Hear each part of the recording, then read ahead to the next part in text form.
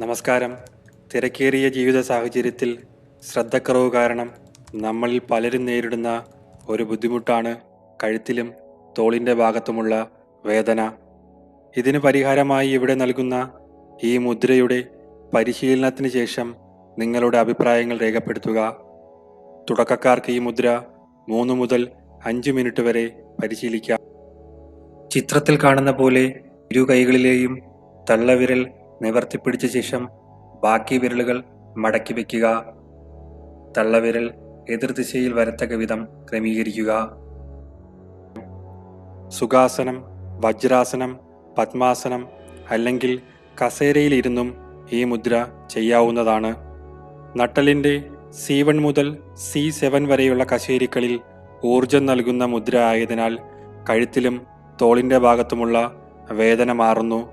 കൂടാതെ ഇടത് വലത് തോളിൻ്റെ ഭാഗത്ത് വരുന്ന മാതൃക, ശിവ എന്നീ നാഡികളുടെ മന്ത്രങ്ങൾ ഈ ധ്യാന സമയത്ത് ഉപയോഗിച്ചാൽ അത് നമ്മുടെ ശരീരത്തിനും മനസ്സിനും കൂടാതെ ആത്മീയ ഉയർച്ചയ്ക്കും സഹായകമാകും.